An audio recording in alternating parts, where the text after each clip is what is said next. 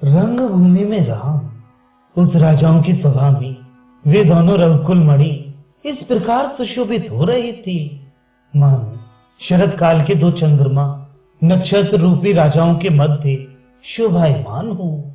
उनके मस्तक पर सुंदर जुल्फे हैं और नेत्र कमल के समान हैं तथा उनकी श्याम घोर मूर्ति सैकड़ों करोड़ों कामदेवों के मद का नाश करने वाली है। उनकी भ्रुकुटी रूप कामदेव की कमान पर सुंदर तिलक बाण के समान सुशोभित है। उनके सुंदर कर्णभूषण देखकर मन प्रसन्न हो जाता है।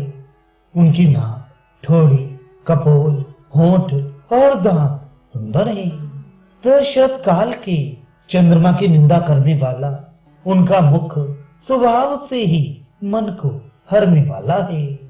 उनका वक्ष स्थल विशाल है, कंधे वृषभ के टीले के समान सुंदर हैं और भुजाएं अति बलवान हैं। वे पीतांबर और जनेऊ धारण किए हुए हैं तथा उनके गले में मोतियों का हार सुशोभित है। वे कमर में तरकस और कर कमलों में धनुष बाण धारण किए हैं। इस प्रकार उनके सभी अंग मन को मोहने वाले और दर्शनीय हैं। श्री रामचंद्र जी और लक्ष्मण जी की शोभा को देख पुरजन आनंदित हो गए। उनके हृदय में आनंद, नेत्रों में जल और शरीर में प्रेम जनित रोमांच आया। दोनों भाइयों को देखकर स्त्रियां आपस में कहती हैं कि हम जो जगत में जन्म लेकर आई थी सो आज हमें जन्म का फल प्राप्त हुआ। हमने जगत में जन्म लेकर नेत्रों का लाभ पाया। यूं कहकर सब शिव जी से मनाती हैं कि सीता को सांवला वर मिले और हम लोग हर्षित होकर मंगल गाएं। कोई कहती है कि कुंवर बालक है और शिव जी का धनुष वज्र के समान अत्यंत कठोर है। राजा से यह बात किसी ने नहीं कही कि हंस के बच्चे पर्वत किस प्रकार उठाएंगे। श्री रामचंद्र जी को देखकर सब राजा निराश हो गए कि अब तो राजा जनक शर्त त्याग कर जानकी को सांवले वर के साथ ही ब्याह देंगे। कोई कहती है अच्छी बात है, विवाह अच्छा होगा यदि वर और दुल्हन के लिए जनक अपनी शर्त छोड़ देंगे। शुद्ध हृदय के ज्ञानवान राजा लोग कहने लगे हमको तो ऐसा जान पड़ता है कि जहां तेज, प्रताप और सुंदरता होती है वहीं बल भी जान पड़ता है। देखो तुम श्री रामचंद्र जी की ओर आंख उठाकर भी देख नहीं सकते, बेमतलब गाल बजाते हो। प्रारब्धवश तुम लोगों का बल तो लजा ही गया। अब व्यर्थ अपनी सुबुद्धि को मत लजाओ। श्री रामचंद्र जी के उठते ही धनुष अवश्य टूट जाएगा और नाक फूटने पर जैसे समाज से उठ जाना पड़ता है वैसे ही सारे राज समाज को चला जाना पड़ेगा। तुम लोग श्री रामचंद्र जी के अमृतमय रूप रस को नेत्र भरकर क्यों नहीं पीते? अपने जन्म को कृतार्थ कर लो। नर पशु क्यों बनते हो? मुनिवर विश्वामित्र के दोनों ओर दोनों राजकुमार वैसे ही सुशोभित हो रहे हैं जैसे नीले और पीले कमल के बीच में सूर्य हो। मुनिवर अपने कर कमलों से उनके अलकों का स्पर्श करते हैं जिससे ऐसा जान पड़ता है मानो अरुण कमल बालक कामदेवों का लालन करते हों। अरे कामदेव के भी मन को चुराने वाली इन मधुर मूर्तियों को तुम सादर क्यों नहीं निहारते? तुम बिना ही प्रयोजन इस राज समाज में लज्जा त्याग कर अपने को नष्ट करते हो। राजाओं को ऐसी शिक्षा देकर वे साधु स्वभाव निरपति गण उनकी अनुपम छवि निरखने लगे। उस समय रघुकुल कुमुद श्री राम जी को देखकर चकोर के समान उनके नेत्र चंद्रमा को देखने वाले चकोर पक्षी के समान ठग गए, अर्थात उन्हीं की ओर लगे रह गए। नगर के स्त्री पुरुष रघुकुल के दीपक श्री रामचंद्र जी को देखते हैं और प्रेमवश महाराज जनक को दोष देते हैं। कोई कहते हैं महाराज तो बड़े अच्छे हैं, उन्हें दोष मत दो। देखो, वचन के बिना राजा और भूषण के बिना नाक भले नहीं होते। हमारी समझ में तो राजा ने बहुत अच्छा किया जो अपनी शर्त के बहाने हम सबको नेत्रों का फल दिया। ऐसे पुण्यात्मा राजा मन में जो अभिलाषा करेंगे उसी को जगदीश्वर पूरा कर देंगे और उनकी प्रतिज्ञा एवं शर्त की रक्षा करेंगे। यदि महाराज शर्त करने से पहले श्री रामचंद्र जी का रूप और गुण सुन लेते तो इन्हें बुलाकर जानकी जी को बिहा देते। उस समय ऐसा करने में महाराज को कोई दोष स्पर्श नहीं करता, किंतु अपहरण करके यदि वे पंचों में जन समुदाय में अपना प्राण त्यागते हैं तो विधाता की गति तो जानी नहीं जाती, किंतु संसार में तो उनका अपयश फैल ही जाएगा।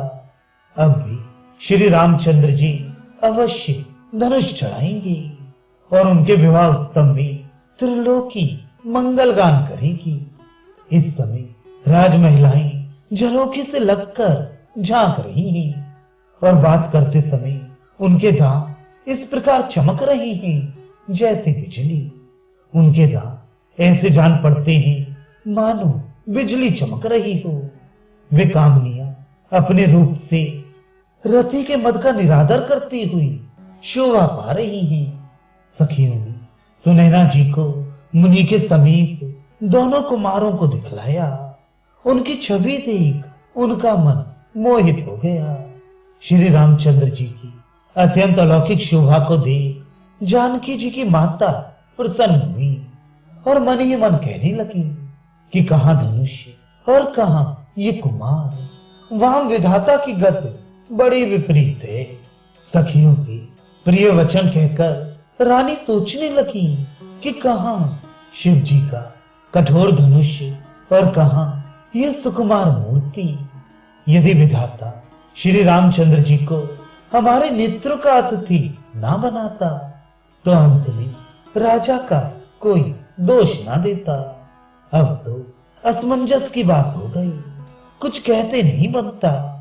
इस प्रकार रानी को सोचवश जानकर सखियां समझाने लगी, हे देवी, सोच को त्याग दीजिए, हृदय में आनंद मनाइए। ये वचन सत्य मानिए कि धनुष को श्री रामचंद्र जी ही चढ़ाएंगे। कौशिक मुनि को तीनों काल का ज्ञान कर्तनगत है। क्या वे बिना किसी बल के इन बालकों को स्वयंवर में लाते? मुनि की महिमा सुनकर रानी को धैर्य हुआ। तब सखियों ने रानी को सुबाहु का वध करने वाले श्री रामचंद्र जी का यश सुनाया। यह सुनकर रानी के जी में भरोसा आया और वे हर्षित हो गई। फिर उन्होंने रघुनाथ जी की ओर देखा।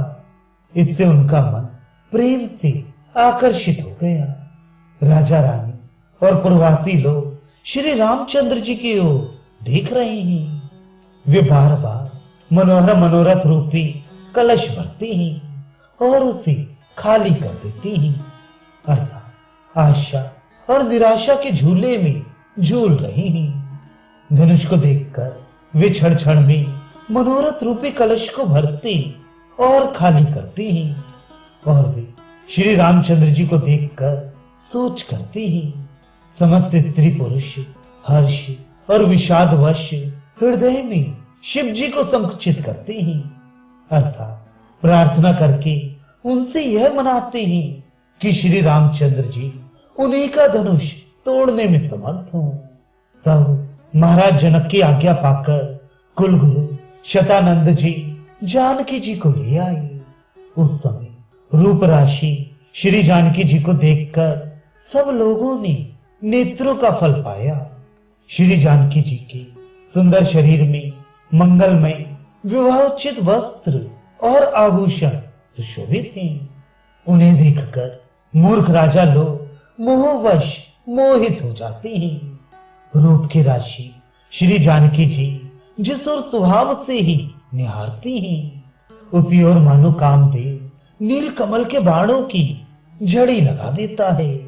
पूर्ववासी लोग एक क्षण जानकी जी को और दूसरे क्षण श्री रामचंद्र जी को निहारते हैं। वे उनके रूप, शील, अवस्था और वंश की विशेषता का विशेष रूप से वर्णन करते हैं। जब श्री रामचंद्र जी को जानकी जी ने और जानकी जी को श्री रामचंद्र जी ने देखा, तब दोनों की ओर देख देख कर कामदेव अपने बाण सुधारने लगा।